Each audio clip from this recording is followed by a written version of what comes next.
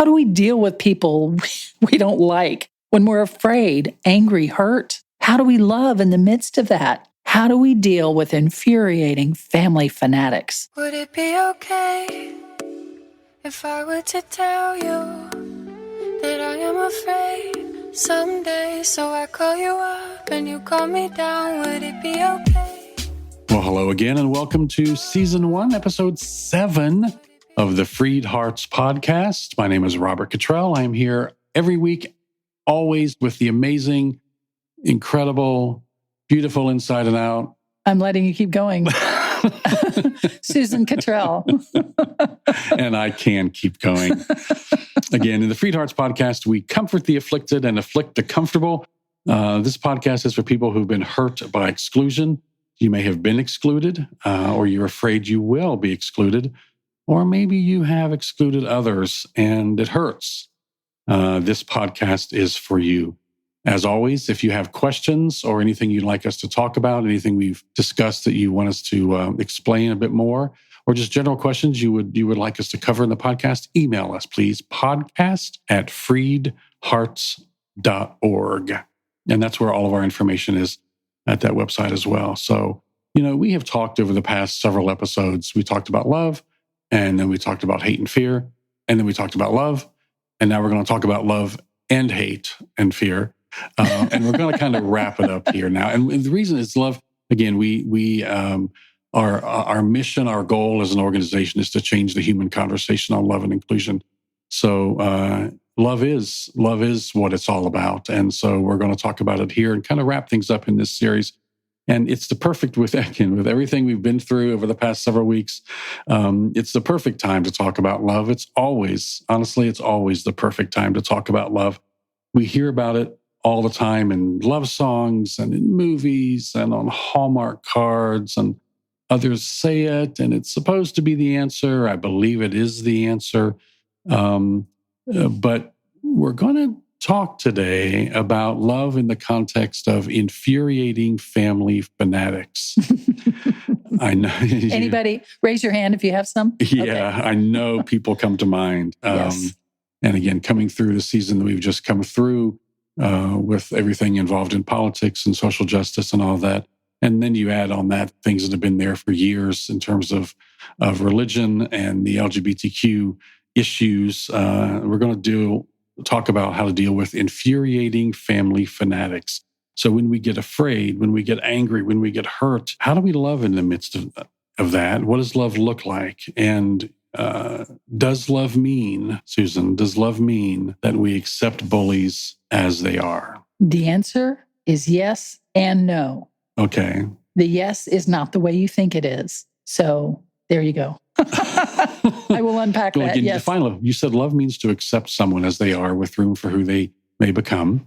But that's hard when it comes to bullies, especially bullies in our family. Yes. Like I said, many of you out there have been badly hurt by people in your lives, from the crazy uncle who says really mean and careless things over Thanksgiving dinner, to siblings who won't come to your wedding, to parents who actually kick you out of the house and send a dozen black roses to your work because you're dead to them, and burn all your belongings on the front lawn. And those, by the way, are true stories. We hear from these people every day. So how do we love people in that situation? If people hurt you and are cruel, does love mean that you accept that from them? You just take it? Yeah, it's a really good question. And it's important to understand what it means to accept or not accept abusive or bad behavior, especially during the holidays, as you say. I mean, during what seem to be increasingly polarized times, even as we keep moving forward, it's like the acrimony is not diminishing. So I want to talk about how love means, yes, you do accept these people as they are, but no, not in the way you think, because that's really important. Let me explain. So I was hoping you were going to. Yes. I want to talk specifically about bad behavior. People who have repeatedly disrespected you, rejected you, or generally broken trust. What do? The most important piece here is you need to accept what you see. That is, when someone reveals who they are, believe them. If you make excuses for them, you'll continue to get hurt. Mom says something terrible, and you think that's not kind, but then you think maybe you misunderstood. Yeah, maybe I misunderstood. Mom's got a good heart. Yeah. But you see it again and again and again. So there's a pattern of bad behavior. You need to believe that. Why do you think we don't believe that? Because it's someone that we care about and we don't want to think they're that way? Yeah. So let me interrupt that. Sure, I'll answer that. But first, let me just say, in a healthy relationship, you do overlook flaws and hurts. We couldn't live together if we pointed out everything we didn't like or we made somebody, adhere to our standard. We can't do that. That's part of give and take in a healthy love dynamic. But I'm talking about consistent, harmful, even abusive behavior, then you have to recognize what it is and name it for what it is. Yeah. I think the reason we don't do that is that we are wishing we're wishing for what we thought it should be. So you have to reconcile what is with what you wish were there. It's very common for someone who's being bullied to interact with the image they wish were there instead of what is there.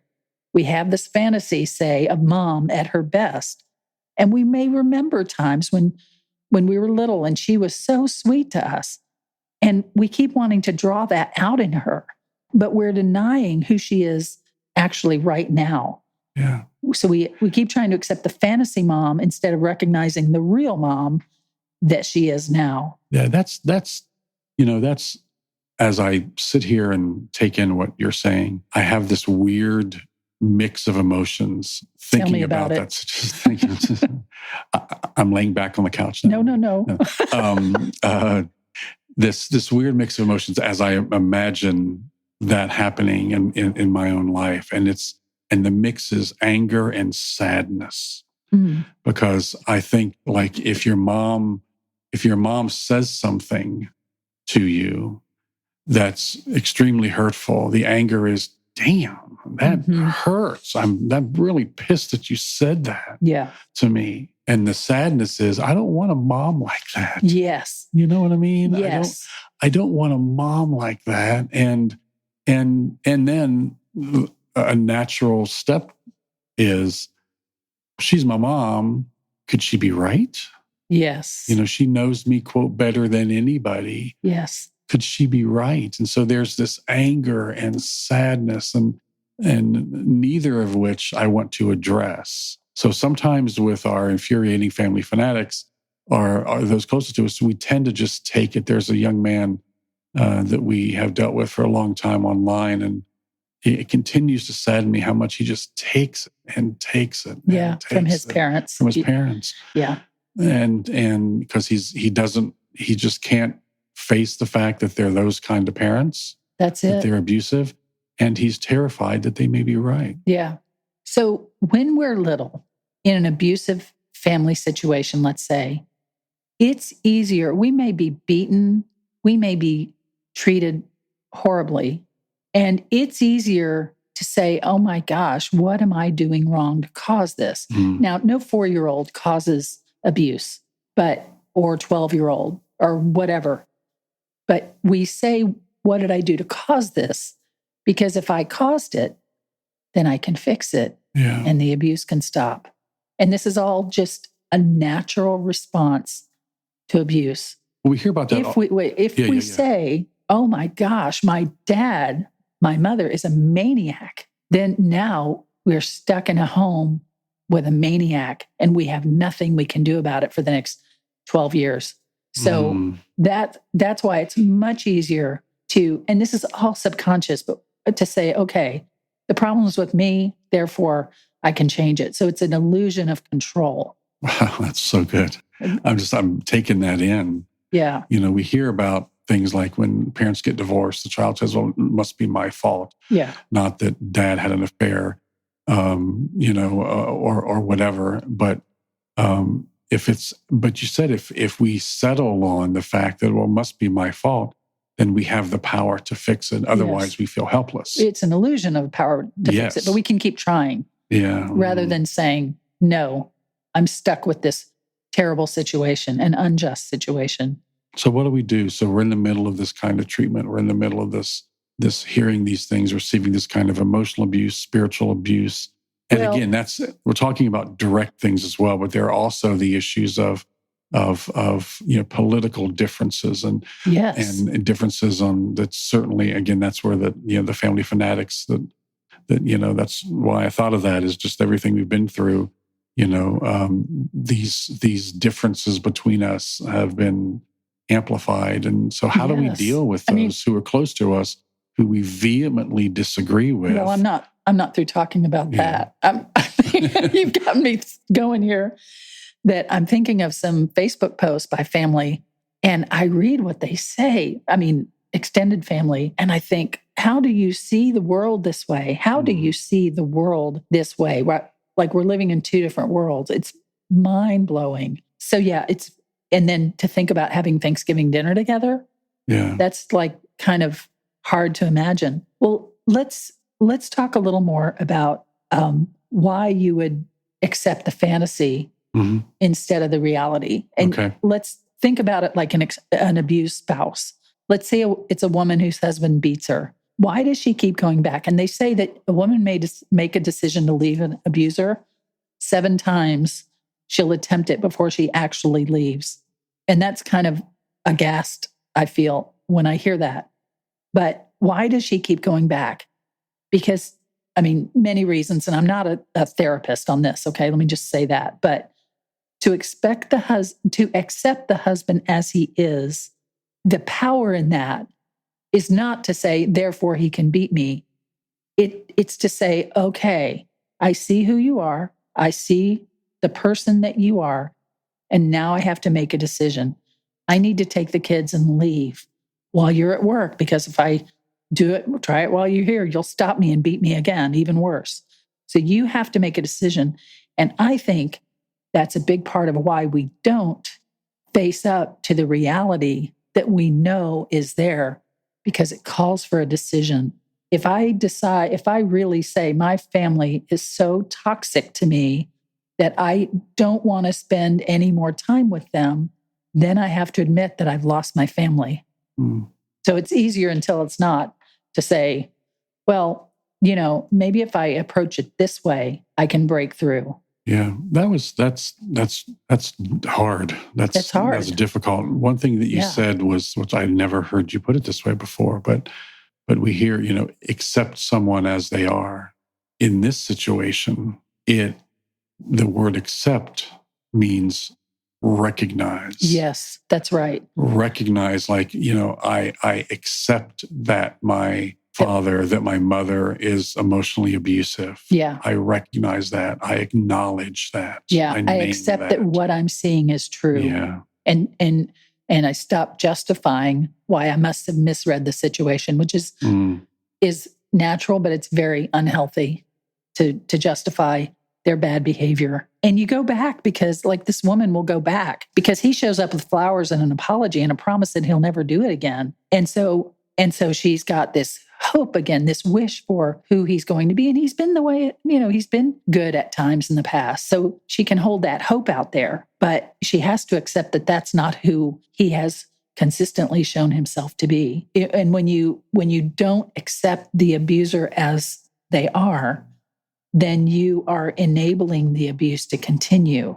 I think we think the opposite, that to accept him as an abuser means then I have to submit to the abuse. But it's the opposite, that when I accept him as an abuser or them or whatever, then I say, oh, okay, I see. I got some decisions to make. It's hard. It's hard to take 3 kids and leave the house with maybe nowhere to go. But that's the decision I have to sort out, because his abuse is not going to stop. And, if someday it does stop and he makes changes, then he can find you and prove that it's a change. But that is rarely what happens compared to the amount of time that it just continues. So sometimes to accept somebody means that you accept them from 2,000 miles away. Yeah. That when you have to leave a relationship, there's health in that. There's good, positive outcome in that. Yeah. So much freedom in that. also natural consequences in that. This, thinking back on the young man who is at college, so he's distanced. He just came through a time of being stuck with his parents at home because of COVID, and now he's got some distance. But I'm talking with him about not always responding to texts and phone calls, and it's like, let your parents experience the natural consequences of their emotional abuse of you. Yes. If you keep showing up, keep coming back for holidays, keep being there, keep taking it, there's no natural consequence of what they're doing. Let them, that distance sometimes, calling them out on that distance will let them experience a natural consequence. To let them miss you. Exactly. And they may or may not. Yep. Yeah. And that's hard. Like you said, it's hard. I mean, I think of a wife's situation. Well, where do I live, and how do I pay the bills, and how do I, which is a big flaw in our social structure as a country. That's another episode. Yeah. or 10. Yeah. Right. But it's hard, but to stay, to stay is hard, to leave is hard. Yes. But recognize that this is really an abusive person who is not changing for the better is hard. But to press through that, to surround yourself with inclusive, affirming, chosen family, supportive people to help you through these times, both emotionally and physically help you through the time, maybe financially help you through, to remind you of the truths that you know about yourself, the truths you now know about this family fanatic, this abusive person, will help you get through it. And I promise you that it's better on the other side. When you get through that, to have that heart that is freed to love and be loved, to be away from that kind of abuse, away from that kind of toxic relationship, is better. Yeah. I mean, one of our kids and their partner decided they won't be going to the partner's parents' house anymore for the holidays because it's just too toxic and too painful. The talk of religion and politics is toxic. And this doesn't mean they don't love them. That's where we get confused, because we think loving them means you take whatever they dish out. That's not true. But they also love themselves, and they need to be true to themselves. Love doesn't mean you take anything that any person wants to give you. You may love the father who abused you when you were growing up. That doesn't mean you let him babysit your children. Right? Yeah. So one of the things that's very common from our audience is they say, how do I love my parents? Aren't I supposed to honor my parents? And when I hear that, I am certain that was told to them, most likely by their parents, probably by their pastors too, that, you must honor your parents, as if that means you have to take everything they dish out. That is not true. It was a specific legal sense in the word of, that you need to provide for them in their old age, which was part of the culture then. We live in a different time and place. It does not mean you let them do whatever they want to do. If they told you to murder somebody, are you supposed to? No. So here's the thing about parents and children, is that you are downstream from your parents. The water flows downstream and you're further down. I was counseling somebody, and she was saying, I feel like I need to help my parents understand me and my wife, because they're not. And I said, what you're trying to do is you're trying to swim up current to rescue your parents, but you can't do that. Your life is down current. Your life is moving forward. If they have gotten caught up in a whirlpool and they're not able to come to where you are, that's sad. But if it's true, it's true. But you can't rescue them. You have to keep going. The future is ahead of you. They've had their time. They've had their life. And the invitation for them now is to join you in your life, to enjoy your wife and you and your children, not to hold you back from moving into your life.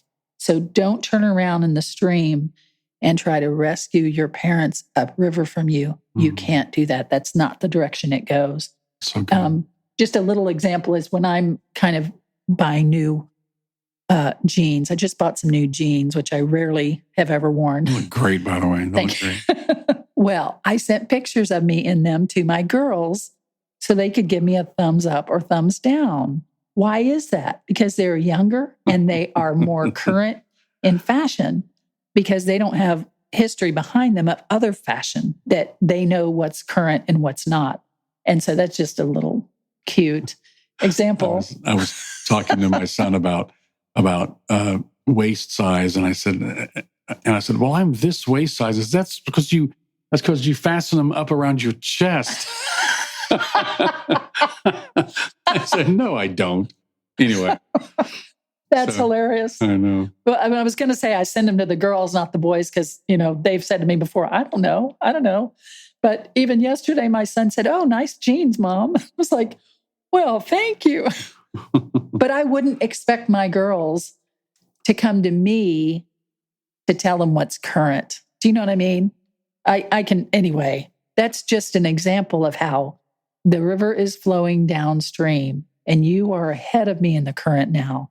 And your future is ahead for you. That's really good. That's really good. I want that to give you freedom from trying to, open quote, honor your parents, as if that means take whatever they just have. Oh, one more thing. I know I've probably been going on a while here on this, but this one young gal who was probably 30, and she said, well, I'm just kind of waiting till my parents die so I can move out and start my life. I thought, holy moly, her parents were probably 60. So she was going to spend the best part of her youth waiting. That is not the way to live. And it's not what's required of you to honor your parents. I wish we could strike that phrase because people abuse it and change its meaning. Well, I want to keep you bound.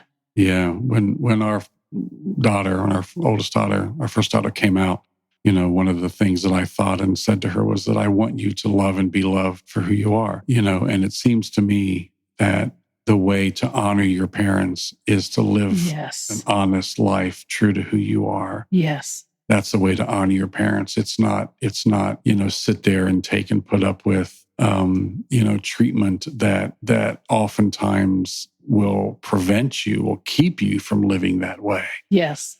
So to me, that definition of honor could be totally redone and be living true to who you are. Yes. Yes. That's what you deserve. I know you love that word. Well, we talk about being loved and loving because it's what you deserve, and you like that word. Well, I have a new relationship to the word deserve. A long time ago, a friend of mine said, oh, I hope you get everything. This was like years ago. Said, I hope you get everything you want. You really deserve it. And I was like, what does that mean? Do I deserve it more than other people? Is there, there was a moral component in my listening to it. Anyway, in my hearing of it, there's a moral component that goes along with deserve. What is that? Who deserves what? I don't know. But I finally recently looked it up, and it's from the French, and it means to serve well.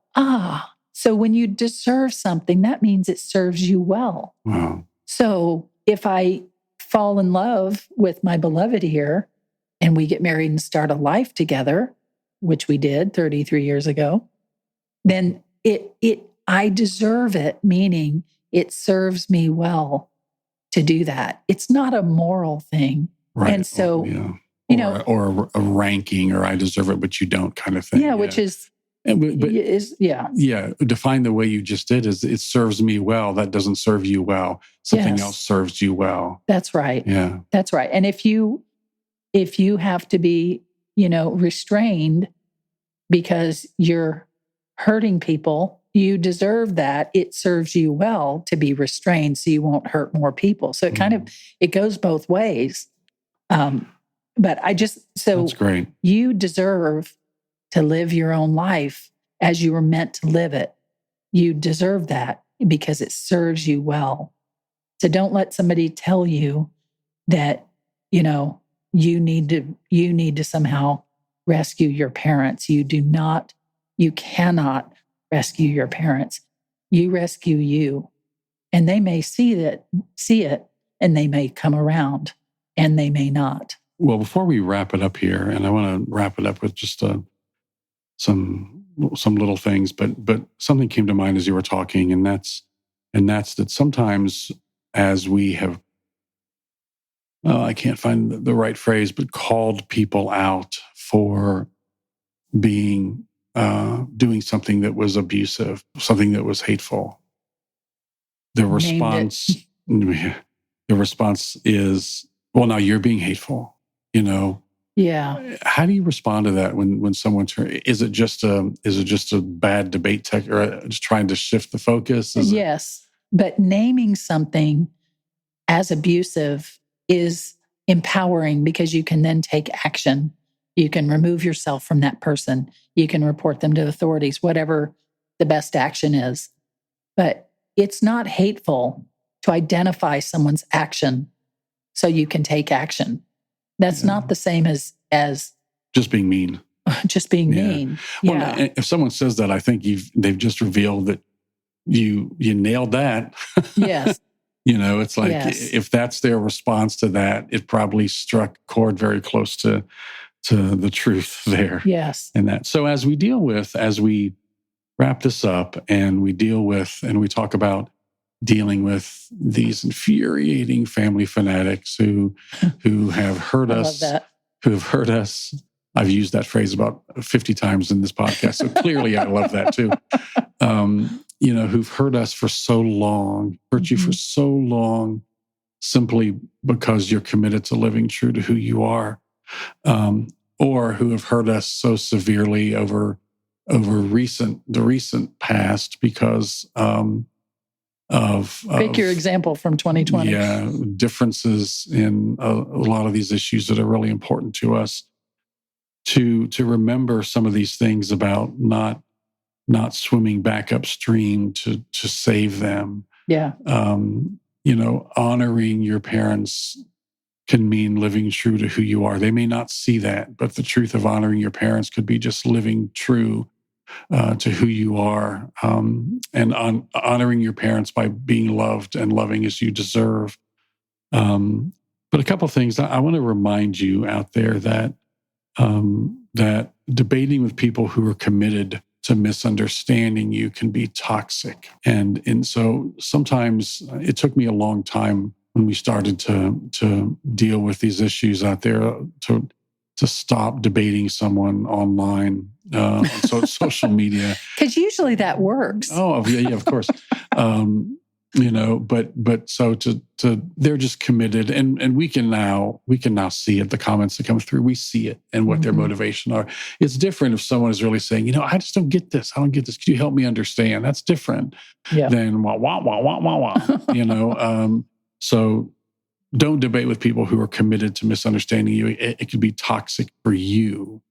And another thing that has really helped me in terms of my relationships with people with whom I disagree is my anger has shifted away from the individual person and towards the system that perpetuates it. Yeah, that really contributed to them being that way.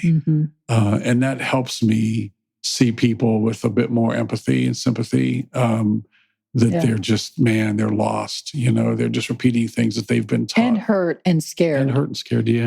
But I can't own that. Yeah. Let me just say, for people that are considering whether they're going to go home for holidays or whether they're going to end relationships, we had the experience of several years back with family that had stopped inviting us to Christmas and Thanksgiving. They just stopped, and because of what we do. And finally, one year, the person putting it on texted me and said, "Christmas will be at my house this year." I'm like, "Did you forget you've excluded us for 5 years?" And I decided to go, and you didn't want to go. Nope. And you say that more certainly. And our daughter, who'd been excluded, said, "I'm not going. I'm not taking my girlfriend." But I wanted to go, and I did. And it was really interesting because they were the same old, same old. We didn't touch anything, controversial. But, my one very funny relative kept making her jokes and, delightful, and the other people doing the things they always did. But I felt like I was out of time, like I was from another time. In that old story of that you had to read in high school called Our Town, Emily is in heaven now, or, after she's died, and she gets to go home for one day and experience the day. And it's like a completely different experience. It's a lovely story, I think, from what I remember all that long ago. But I had that experience at Christmas. It's like, I love you all. You have your whole shtick going here. It's nice, but I don't belong here anymore. Yeah, it doesn't fit. It doesn't fit. I don't fit in it, and I don't want to fit in it. So I tell that story because I want to encourage our listeners that if you decide you're kind of done with those engagements, it feels maybe a lot scarier to do that, or more sad than it really in reality would turn out to be, because you have probably grown and changed in ways that they have not. And so instead, don't look upriver wishing you could go back, but instead look downriver at who is your chosen family now, who's around you now, and press into those. We've had Christmases and Thanksgivings of the misfit toys, where we've had people over who had no place to go, and it's delightful. So I'm sure they appreciate being called misfit toys now. We all called ourselves misfit toys. It was very beautiful, fun. Beautiful people. Yeah. I'm just kidding. So that's why we had them over. So don't be afraid of the new path that you may be on now. Yeah. So again, when using the Infuriating Family Fanatics one more time during this episode. You can keep going off air if you want. These things will help them not be so infuriating. You may have to replace that family with chosen family, and it's not up to you to swim back upstream and save them from being fanatics. Yeah, that's right. So if you need help finding chosen family, be it your peer, be it siblings who are peers to you, be it chosen family in terms of parents who are willing to stand in a number of ways, reach out to us. You can do that at FreedHearts.org. We have a lot of resources for that, as well as private support communities in all of these areas, for parents, for moms, for dads, for LGBTQ people. And we would love to put you in touch, because it's what you deserve. That's right. It serves you well. It serves you well. So until next time, we love you. You are worthy. Love you. You matter. You belong. You are beloved. And we love you. We love you. Bye. Would it be okay if I were to tell you that I am afraid someday? So I call you up and you call me down. Would it be okay? You've been listening to the Freed Hearts podcast. We have extensive resources and vibrant community for you at www.freedhearts.org. Just come say hello. And if you have questions or issues or comments about the podcast, things you'd like us to talk about, reach out to us at podcast@freedhearts.org. The music is provided by Hannah Cottrell, our daughter, the Grammy-nominated Saint Sinner, and you can find out more about her at HeySaintSinner.com. Please share this, subscribe, and follow on your favorite platform. And thanks for listening.